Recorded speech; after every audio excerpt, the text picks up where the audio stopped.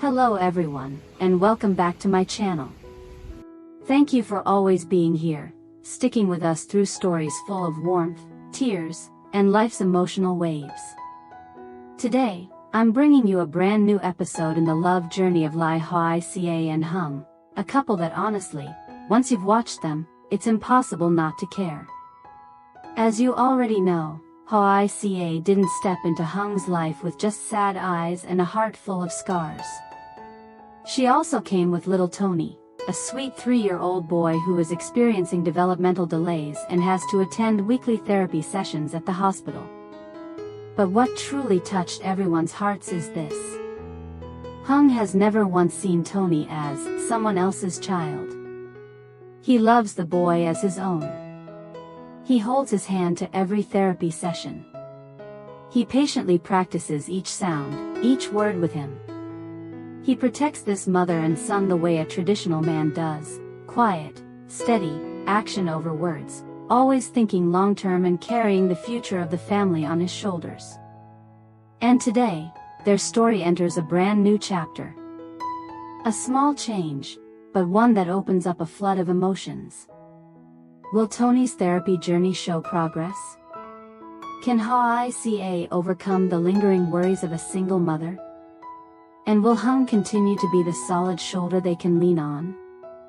Stay tuned and watch today's video to see what happens next. Warning, the more you watch, the more you'll fall in love with them. Early in the morning, when the air was still hazy with mist, Lythieuca pushed the door open and stepped into the house after a long walk. Her cheeks were slightly flushed from the cold wind, her breath visible in thin little clouds. She looked different somehow, fresher, more alive than usual. Hùng was sweeping the yard and froze in surprise when he saw her. He had never once seen Lythieuca wake up early to exercise before, and now she had just walked all the way around the valley. He frowned slightly and asked honestly, "Why are you exercising today?" "That's new." Lythieuca slipped off her dew-damp shoes, breathing steadily as she explained. "Ever since I took Tony down to the city, I noticed everyone exercising. Adults, kids, all running or walking. The more I watched, the more I wanted to try too. And also, I want to improve my health." Her voice was soft but clear. "I want to feel more relaxed mentally, so I can take better care of Tony. He's in therapy right now. I have to stay strong to get through this with him." Hùng nodded right away. No teasing. No unnecessary comments. Just straightforward support. "That's good for you. If you're healthy, taking care of Tony will be easier too." His voice was calm but warm, the kind of man who doesn't talk much but always thinks long-term. Such a simple sentence, yet it gave Lythieuca a quiet sense of reassurance, that everything she was trying to do was truly the right path. When Lythieuca had just finished changing her clothes and stepped into the kitchen, she ran into Hùng washing his hands at the sink. Just one glance at her reminded him of the phone call the night before, and he asked immediately, his tone serious but full of concern. "About the teacher who called yesterday, how did it go?" Lythieuca pulled out a chair and sat down, letting out a soft breath as if preparing to share something she had carefully thought through all night. She wiped the sweat from her forehead and spoke slowly, honestly. Last night, after Tony fell asleep, she had taken the initiative to contact a private tutor. This teacher came highly recommended by many parents in the therapy community. Everyone praised her for being patient, gentle, and very experienced in working with children with developmental delays. Lythieuca explained. "I made an appointment to take Tony to her today so she can assess his current level first. She said she needs to see his condition before creating a personalized learning plan. I really want Tony to have extra lessons, because if he takes a break for too long, he'll fall behind again." Her voice was soft but steady, the voice of a mother who had already calculated every possible path. Not overthinking. just thinking right. Hung listened and nodded immediately. No hesitation, no extra questions, no doubt. He supported the idea as if it were the most natural thing in the world. That's good. Tony needs it. Our house is far from the hospital anyway. We can't take him to therapy every day. Having a private tutor will make things much easier for him. His voice was calm and grounded, not fancy, but every word showed how deeply he understood Hoai's worries and how much he respected her efforts for her son. Their eyes met for a few quiet seconds.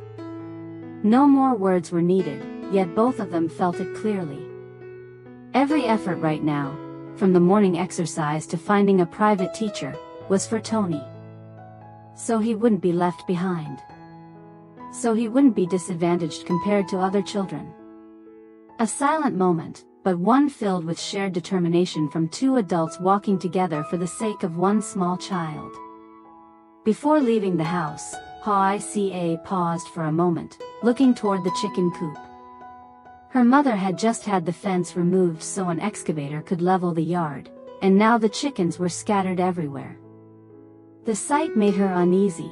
She was afraid that if she left in a hurry, they might wander off and she wouldn't know where to find them later. She said softly, worried, "Let me fix the fence a bit first. I can't relax if they're running around like that." Hung, who was carrying a basin of water, turned around and replied firmly, the kind of tone of a man who acts first and overthinks never. "No need. Just go. I'll take care of the fence for you." With that, he set the basin down and walked straight to the chicken coop, as if it was only natural that this was his responsibility, not hers, not even for a second. Seeing that, Hoai felt more at ease and went back inside to prepare things for Tony. She grabbed a few ripe bananas and some freshly boiled eggs, neatly packing them into a small bag. Tony often got hungry on the way, and she wanted to make sure he had enough energy. Close to 8 o'clock, the sound of a bus horn echoed from the road ahead. Hoai carried Tony in her arms, gently soothing him while adjusting his clothes, then guided him quickly out to the gate. The 8 o'clock bus slowed down, its door sliding open with a soft hiss. Mother and son climbed aboard, and she sat Tony by the window so he wouldn't feel too dizzy. Hung stood at the gate, still holding the roll of wire fencing. His eyes followed them, not looking away for even a second. As the bus was about to pull away, he called out, his deep voice full of encouragement. "Take care, you too." Hoai turned back and nodded. Tony let out a few soft sounds too, as if he were answering him in his own little way. When the bus stopped in front of the small gate of the teacher's house, Hoai gently lifted Tony down. The little boy rested his head on his mother's shoulder, his eyes still sleepy after the long ride. The door opened, and the teacher stepped out to welcome them, her face bright and warm, the kind that instantly made people feel at ease. She bent down to Tony's level, lightly patting his head as if soothing a timid little kitten. "Hello, Tony. Today we'll try a lesson and see what you can do, okay?" Tony leaned a little closer to his mother, his small hands gripping Hoai's shirt. But just a few seconds later, he glanced up at the teacher, those big, clear eyes typical of quiet children who observe more than they speak. Seeing his attention, the teacher smiled even brighter, gently took his hand, and led him into the classroom. Inside the bright room, everything was neatly arranged. A low wooden table, trays of colorful plastic beads, vehicle puzzles, a magnetic fishing set, and many other therapy tools. Everything was clean and orderly, creating a safe and comforting space for a child. The session began, each activity carefully prepared. 1. Vehicle puzzle. The teacher placed puzzle pieces in front of Tony, a bus, a truck, an airplane. Her voice was slow and clear. "This is a bus. Tony, find the right spot and put it in." Tony stared at the piece for a few seconds, his eyes moving back and forth as if carefully analyzing. Then, unexpectedly, he placed it perfectly in the correct spot. The teacher clapped excitedly, her voice full of joy, as if her own child had just achieved something big. So good. Tony, you're amazing. Tony flinched slightly, then smiled. 2. Recognizing family members. A set of cards showing mother, father, grandfather, grandmother was laid out. Tony examined each one slowly but attentively. When he reached the mother card, he lingered longer than usual. His tiny finger pointed directly at it. The teacher nodded gently. That's right. This is Mommy. Hoài watched from outside, her heart melting. 3. Bead threading. The teacher gave Tony a string and round plastic beads. He held each bead carefully, threading them one by one. Slowly, but without giving up. The teacher kept encouraging him. Very good. You're doing it right. 4. Magnetic fishing. She placed the magnetic fishing set on the mat and handed Tony the rod. He patiently lowered it and caught a blue fish first. A soft giggle escaped his lips, light as a breeze through an open window, rare but incredibly precious. 5. Simple sound practice. The teacher crouched down to his eye level and slowly pronounced. Ba, ma, mi. Tony tried to repeat. The sounds were still not perfect, but they were noticeably clearer than before. Each time he managed a sound, the teacher clapped enthusiastically. Wonderful. Bravo, Tony. You surprised me. Standing outside, Hoài clenched her hands together, her eyes stinging with tears. All the worries that had clung to her for weeks seemed to slowly fade away. For the first time, in such a short session, she could clearly see Tony's progress. At the end of the lesson, when the door opened, Tony ran toward Hoài on his tiny legs. He wrapped his arms tightly around her waist, burying his face against her as if seeking the familiar warmth. Then he looked up, his lips trembling slightly, and whispered a very small word. Mom. Just one word. But for Hoài, it was an entire sky full of hope. After the trial session, the teacher opened the small front yard and let Tony go out to play. The yard wasn't very big, but it was clean and pleasantly cool under the shade of an old mango tree. On the grass stood a yellow slide, a little worn from frequent use, yet still sturdy and carefully cleaned every day. Tony walked over to the slide, placed his hand on the side, and stared at it for a moment as if weighing his decision. Then he climbed up step by step, slow but steady. When he finally sat at the top, the breeze from the tree gently brushed through his soft, wispy hair. Tony let himself slide down. His arms stretched out like tiny wings, his legs tucked in, the wind hitting his face and making him giggle, a clear, fragile laugh, short but enough to make Hoài feel her heart lighten. She stood a few steps away, her hands loosely clasped together. Seeing her son so happy, all her exhaustion seemed to melt away. Her child, finally having moments of comfort just like other kids. After a while, Tony ran over to the small toy table under the tree. On it was a basket of colorful plastic beads prepared by the teacher. He picked them up one by one, rolling them in his palm. His brow furrowed in deep concentration, then slowly began threading them onto the string. Big bead, 1. Small bead, 2. Blue bead, 3. Red bead, 4. His movements were still slow, but not messy, not careless. The way he hunched over, his tiny hands trembling yet trying so hard with each movement, made Hoài feel a tight knot form in her chest. While Tony was absorbed in his beads, she walked over to the small kitchen corner of the yard. There, the teacher had prepared bowls of charity porridge, freshly made meals cooked daily by a group of parents for children in therapy. Hoài carried a steaming bowl back. The warmth rose gently with the soft scent of rice, soothing against her tired face. She set the bowl down in front of Tony, her voice tender. "Try to speak more, okay my baby, so you can come home to Grandma soon." Tony looked up at her. His dark eyes sparkled with pure innocence. He didn't say anything, just smiled, a soft, round smile like a mountain child, then stretched out his hand, asking his mother to feed him. Hoài scooped small spoonfuls, blowing gently before offering them to him. Tony opened his mouth, swallowed slowly, then smiled again, as if praising how tasty it was. The more she watched him, the more she realized.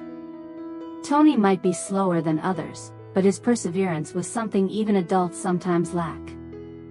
When he had almost finished the bowl, Hoài began to speak softly, her voice smooth like a lullaby.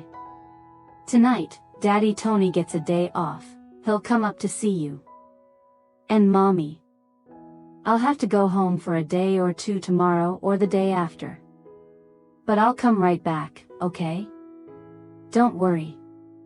Tony tilted his head, his eyes trying to piece together every word. He lifted his tiny hand and gently touched Hoài cheek, stroking it once, then smiled, a smile so gentle it nearly melted her heart on the spot. Under the shade of the mango tree, mother and son sat side by side, the bowl still warm on the table, the breeze softly brushing through their hair. One small, one grown, yet perfectly in sync in this rare peaceful moment. No drama. No noise. Just a quiet afternoon, a bowl of porridge, and a love big enough to fill the entire yard. A moment so ordinary that anyone might find it familiar.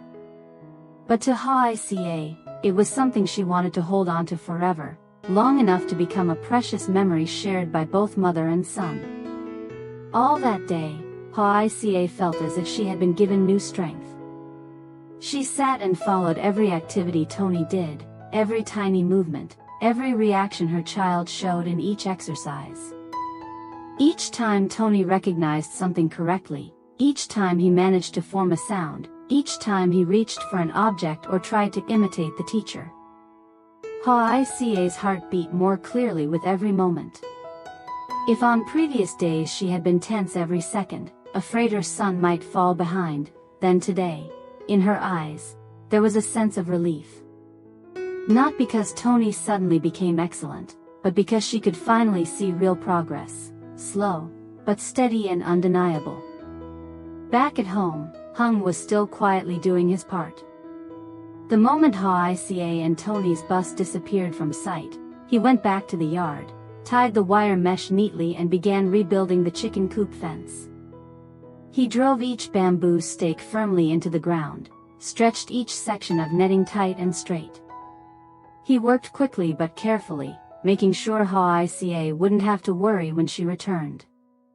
When the fencing was done, he cleaned up the yard, the patches of sand left by the excavator, the pile of wood her mother had left, the random clutter scattered around.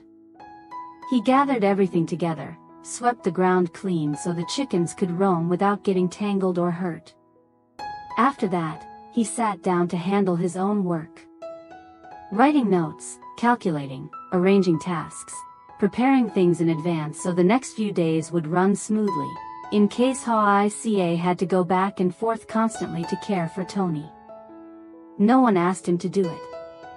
No one forced him to take responsibility. Yet he did it anyway, silently, naturally, like breathing. Because he understood. Only when the house was in order, only when everything was stable, could Hoài truly focus on her child with peace of mind.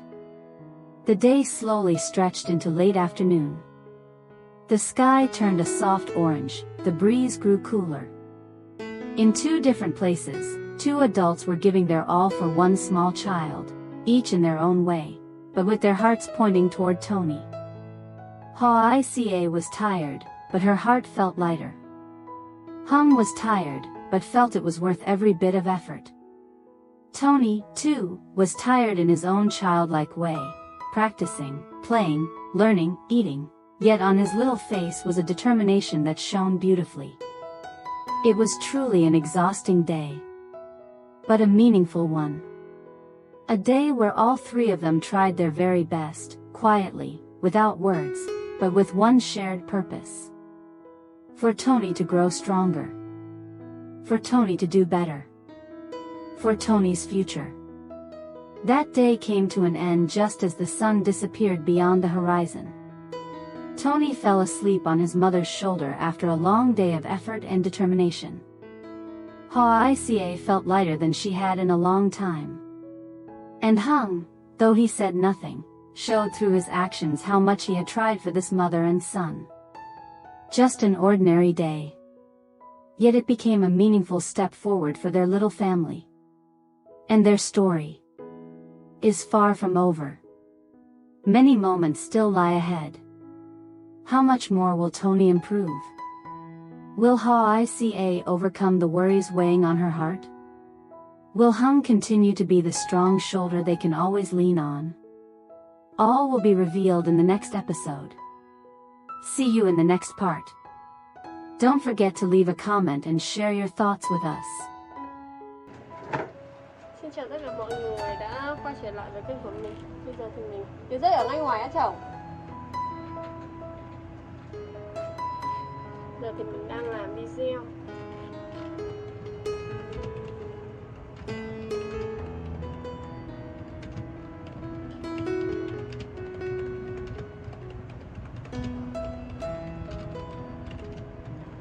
Mình đang đặt tên cho video, mình cũng không biết là nên đặt tên cho video hôm nay là gì cho nó phù hợp. Như cái đấy. Cảm ơn mọi người rất là nhiều.